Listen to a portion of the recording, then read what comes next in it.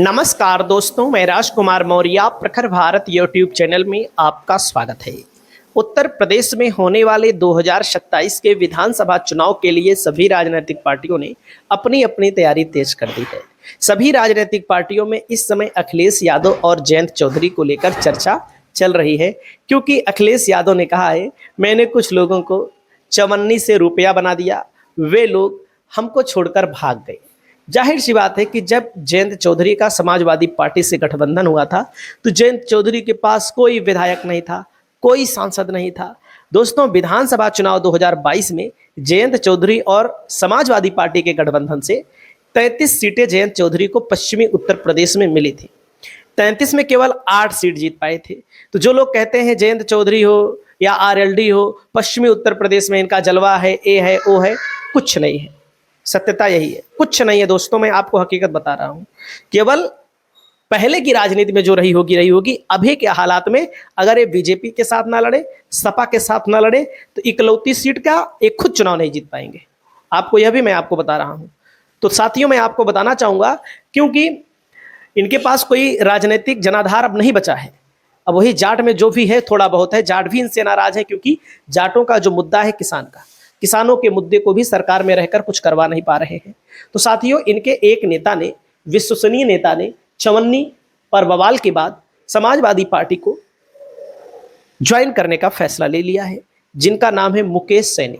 दोस्तों, मुकेश सैनी उस इलाके से आते हैं जहां पर आरएलडी का गढ़ माना जाता था। हम गढ़ नहीं कहेंगे, जब माना जाता था तब था।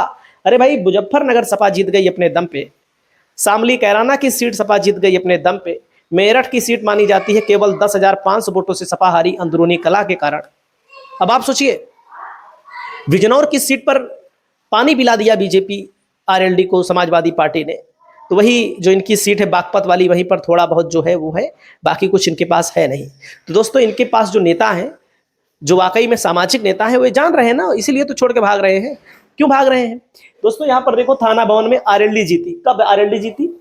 राष्ट्रीय लोकदल जीती, जब सपा और आरएलडी का गठबंधन हुआ। ध्यान दीजिएगा, पहले आरएलडी का जो वोटर माना जाता था मुस्लिम और जाट माना जाता था। मुसलमान अब आरएलडी को वोट नहीं देगा, क्योंकि ये बीजेपी के साथ चले गए हैं।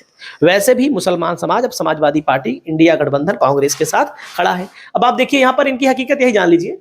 2022, अब यहां पर जब 2024 में चुनाव हुआ लोकसभा का दोस्तों, जहां पर आरएलडी सपा के साथ मिलकर 1,03,751 वोट पाती है, वहीं पर आरएलडी जब बीजेपी के साथ चली जाती है तो 85,000 वोट ही बीजेपी को मिलता है।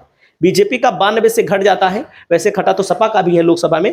देखो, समाजवादी पार्टी अपने दम पे इकरा हसन चौधरी 85,904 वोट पा लेती है, बिना इनके रहे। नजदीकी मुकाबला आपको दिख रहा है, देखो 904, 217। लेकिन यहां पर जो दोस्तों थाना भवन सीट है, यहां पर मामला ये है, देखिए, जब मुसलमान कैंडिडेट होता है, हिंदुओं का ध्रुवीकरण होता है, आप सबको पता है।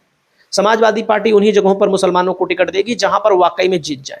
जैसे शामली जिला है, शामली जिले में कैराना विधानसभा सीट पर मुसलमान का टिकट मिलेगा, 100% है, और जीत भी जाएगा। इस विधानसभा सीट पर समाजवादी पार्टी को जरूरत है हिंदू में ऐसा कैंडिडेट जिसके समाज का वोट ठीक ठाक हो, उसका समाज उसको मानता हो।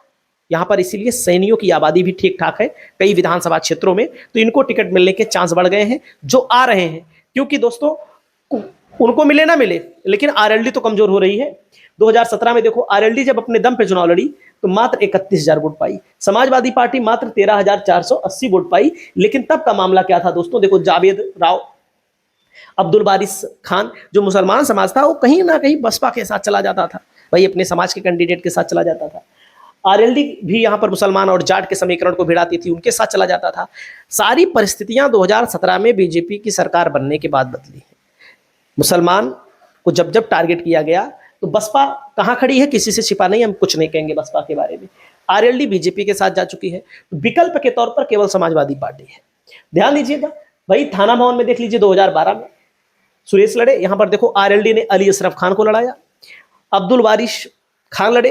देखो, दो की लड़ाई में भाजपा आगे चली गई, क्योंकि दोनों ने मुसलमान पर दांव इसलिए लगाया कि मुसलमान का वोट यहां 1 लाख से ज्यादा है, 1 लाख से ज्यादा है, जिसमें 60,000, 70,000 तो पड़ता ही पड़ता है। समाजवादी पार्टी चौथे नंबर पर रही।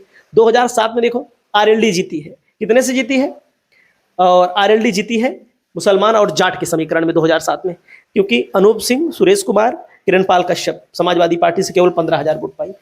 मुस्लिम मतदाता 90,000 से 1 लाख के करीब में है। दलित मतदाता 45,000 से 60,000 के करीब में, जाट 40 से 42,000 के करीब में है। और जाट पर बीजेपी ने पकड़ 2017 में ही बना ली है, 2017 में बना ली। 2022 में अगर जाट इनका क्या नाम है वोटर है, आरएलडी का वोटर है, तो वोट क्यों नहीं दिया? नहीं दिया। वो क्यों नहीं दिया? क्योंकि उसको पता है आरएलडी बीजेपी के साथ नहीं है। अब बीजेपी के साथ चली गई है, वो पहले भी चला गया है। सही नहीं वोट यहाँ पर 21,000 से लेकर के 31,000 के बीच में बताए जाते हैं। अब जैसे सैनिक प्रत्याशी लड़ेगा तो भाई दलित में भी वोट पालेगा, दलित के को पता है कि बसपा जीतेगी नहीं। मुसलमान में भी वोट पालेगा पूरा आराम से, कश्यप में भी वोट पालेगा, ठाकुर में भी व्यवहारिक तौर पर वोट पालेगा, ब्राह्मण में भी वोट पालेगा। क्योंकि जहां पर जाट की राजनीति भारतीय जनता पार्टी हो या आरएलडी करती है या फिर विपक्ष करता है जाट की राजनीति, वहां अन्य लोग विपक्ष में आ जाते हैं। जैसे कि आप लोगों ने कांग्रेस पार्टी को लेकर देखा होगा, वहां पर हरियाणा में 2027 के चुनाव में इस रणनीति से उतरेगी सपा, इन दलों से दूरी बना लिया है। अखिलेश के चवन्नी वाले बयान पर आरएलडी नाराज, कहा चौधरी चरण सिंह और किसान समाज का अपमान हुआ है। अरे चवन्नी तो आपने खुद ही कहा था, कहां से चौधरी चरण सिंह का अपमान हो गया, कहां से किसान समाज का अपमान हो गया? किसी का अपमान नहीं हुआ है। अखिलेश ने क्या कहा था? चवन्नी को उठाकर रुपया बना दिया वाले बयान पर राष्ट्रीय लोकदल के हमलवार हैं और क्या कह रहे हैं? अब नारा लगा रहे हैं, पुतला फूंक रहे हैं अखिलेश यादव का। आप बताओ, जब बीजेपी ने लाठियों से कूटा था आरएलडी वालों को, जयंत चौधरी को, तब कितने लोगों ने पुतला जलाया था? कुछ नहीं है। इन सबके कहानी खत्म है। ये लोग अब बीजेपी के साथ चले गए हैं। बीजेपी जैसे चाहेगी, बीजेपी चाहेगी इनको सीट देना तो देगी, इनको चाहेगी तो इनके सिंबल पर इनके लोगों को बेवकूफ़ बनाने के लिए प्रत्याशी अपना दे देगी। सिंबल इनका रहेगा, क्योंकि ये लोग जब अपना सिंबल रहेगा तो लोग भाग भी नहीं पाएंगे। वैसे भी बीजेपी के एक नेता है संगीत सोम ने इस पार्टी को 1.5 जिले की पार्टी खुदे बोले थे। किस पार्टी को? आरएलडी पार्टी को संगीत सोम ने बोला था। तो क्या बीजेपी वालों को नहीं पता है? बीजेपी वालों को पता है। देखो, अनिल कुमार इनके हैं विधायक, एक खुद सपा से, मतलब कैंडिडेट सपा के थे, सिंबल आरएलडी का था, ये खुद लड़े थे। अपनी विधानसभा में इनकी हालत खराब है, चुनाव जीतने के कंडीशन में नहीं है।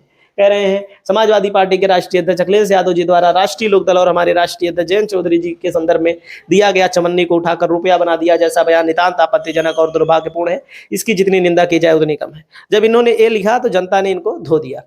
हाथरस में जितना सम्मान मिला था वो क्या उखाड़ लिए थे बीजेपी का? देखो, रोहित सिंह लिखते हैं, सिर्फ जयंत चौधरी पर टिप्पणी पूरे किसान समाज का अपमान कैसे हो गया? किसानों की राजनीति अपनी है। देखिए, अमित यादव लिखते हैं, अगर इतना ही बुरा लगा बोल दो राज्यसभा से इस्तीफा दे दे। 24 में 2 सीट दी थी।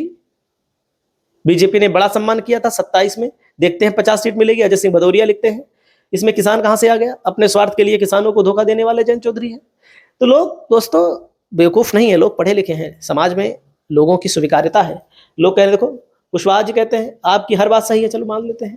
जिस तरह आप बता रहे हैं उसी तरह इन्होंने भी बताया था, 0 था। उन्हीं की देन है कि आप जयंत के राज्यसभा में गए, नहीं तो आज धोबी का कुत्ता न घर का न खाट का रहता। आशीष शर्मा लिखते हैं, तेरी भी जितनी निंदा की जाए उतनी कम है। बीएसपी को धोखा देकर समाजवादी पार्टी में आया, समाजवादी पार्टी ने जितवा दिया, उन्हें धोखा देकर आरएलडी का सगा हो गया। आरएलडी वालों होशियार रहना, ये बीजेपी में जा सकता है धोखा देकर। कैसे आंखें मिला पाता होगा सदन में समाजवादी पार्टी के विधायकों के साथ। तो साथियों, राजनीति है, राजनीति में सब चीजें चलती रहती हैं। आरएलडी के नेता खटाखट भाग रहे हैं। आप लोग अपनी राय बताएं। नमस्कार।